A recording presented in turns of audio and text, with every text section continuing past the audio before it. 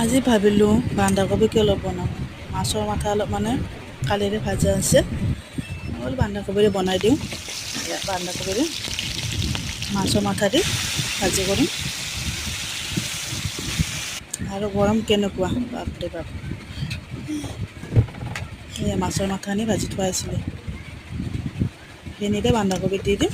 তাৰপিছত অলপ সময় ঢাকন দি দিব লাগিব, গোটেইখিনি দি দিম। আৰু ভাল লাগিলে চেনেলটো লাইক কৰি দিব আৰু ছাবস্ক্ৰাইব কৰি দিব প্লিজ। কেনেকুৱা আছে নাজানো, মই কৰি চালোঁ আৰু মই